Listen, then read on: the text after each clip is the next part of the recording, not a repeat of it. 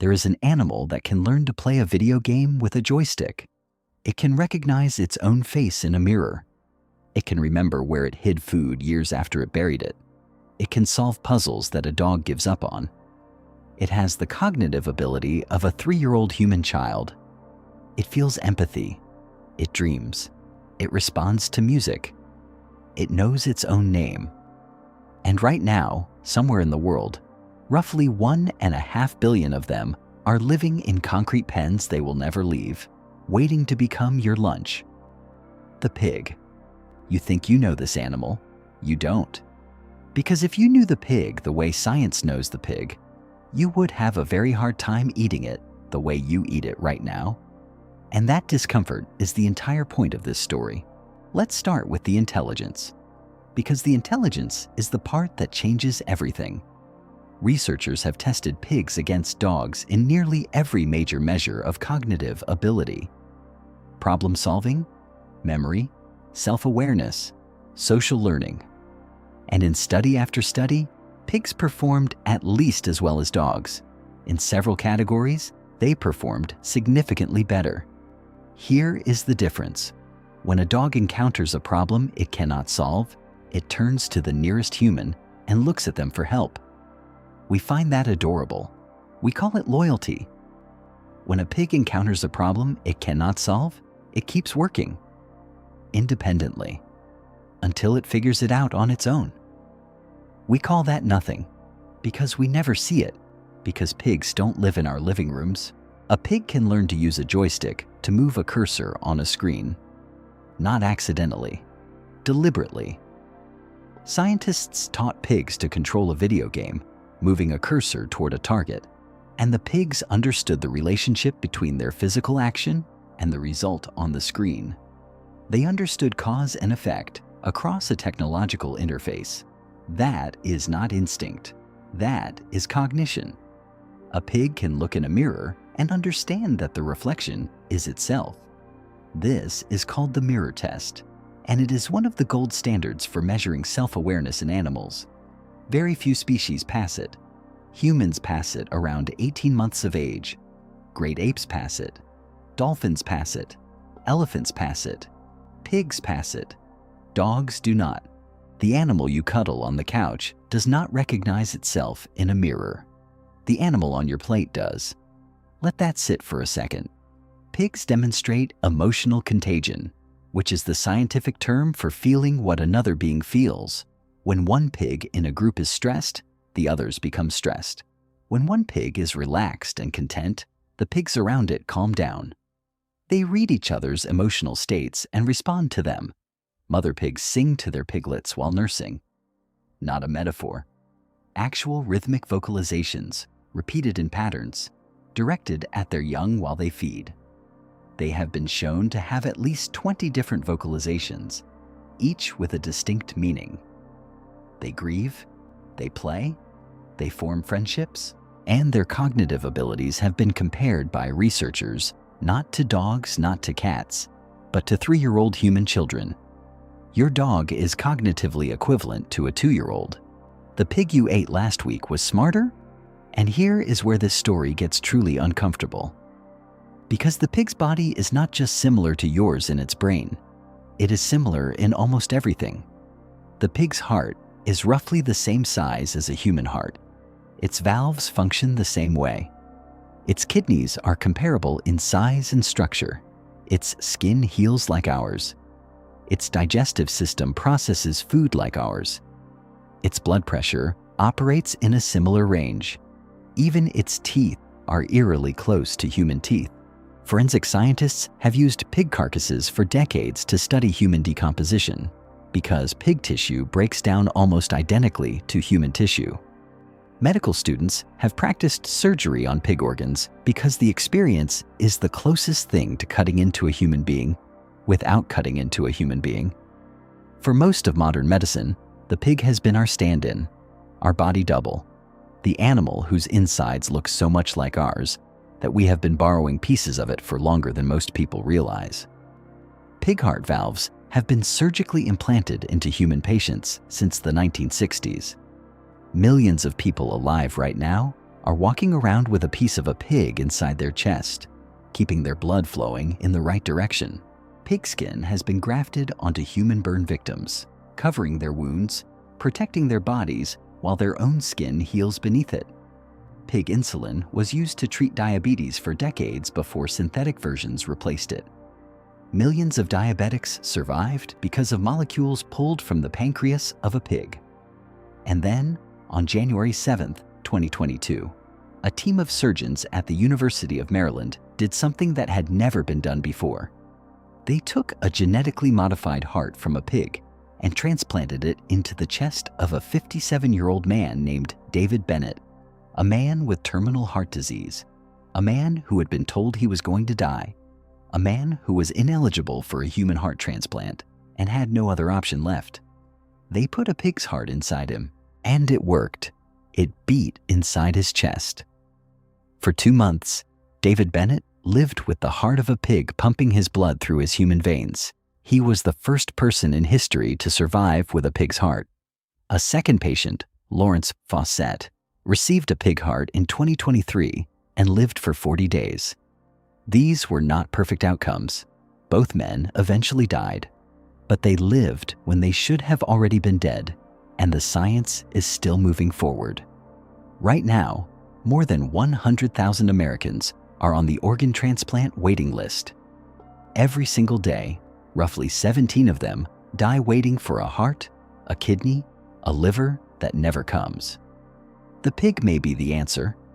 The animal we raise by the billion and slaughter without a second thought may be the animal whose organs save your child, your mother, your own life one day.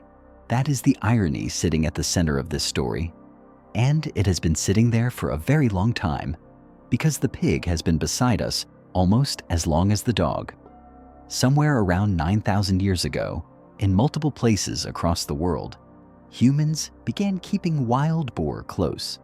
The wild boar was nothing like the pig you picture in your head. It was lean, fast, tusked, and dangerous. It could gore a man. It fought wolves. It lived in forests and feared nothing. We took that animal and, over thousands of years, did to it what we did to the aurochs and the wolf.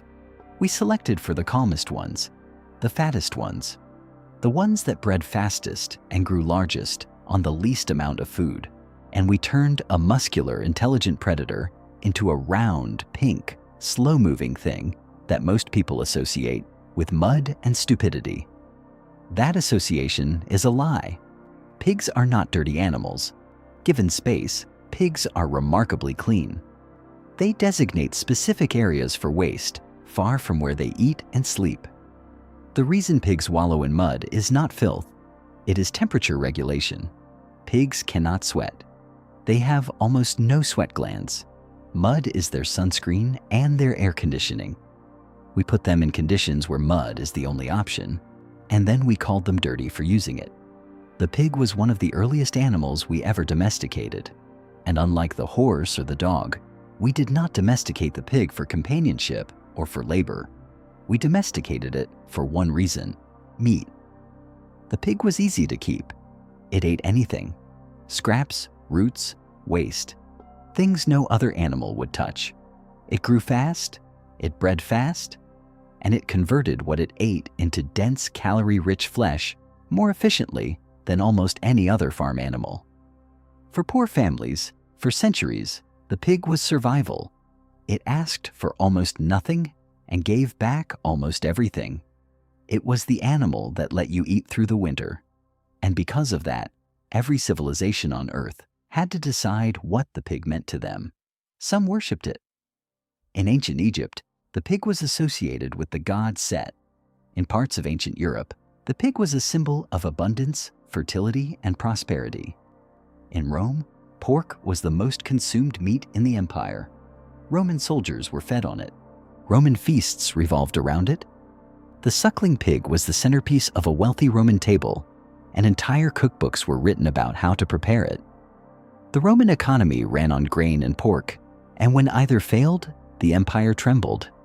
In China, the pig became so central to daily life that the Chinese character for home literally contains the character for pig inside it. Gia. The top half is a roof. The bottom half is a pig. Home, in one of the oldest writing systems on Earth, means a roof with a pig under it. That is how deeply this animal was woven into the idea of what it meant to have a life. To have a home was to have a pig. To have a pig was to have food, warmth, survival, a future. The pig was not just an animal. It was the floor beneath the concept of security itself. But other civilizations came to a very different conclusion. In Judaism, the pig is explicitly forbidden. Unkosher, unclean, not just uneaten, untouchable. In Islam, the same, haram. The pig is the defining dietary prohibition of two of the world's largest religions, and scholars have debated the reason for thousands of years. Some say it was practical. Pigs carry parasites like trichinosis in undercooked meat, and in a time before refrigeration, the risk was real. Some say it was cultural, a deliberate marker of identity, separating one people from another through what they would and would not eat. Whatever the reason, the pig became the most symbolically charged animal in human history, sacred to some, forbidden to others, and to most of the modern world, simply invisible. Because here is where this story arrives at the part nobody wants to look at. There are roughly 1 billion pigs alive on Earth right now. Every year, approximately 1.5 billion of them are slaughtered.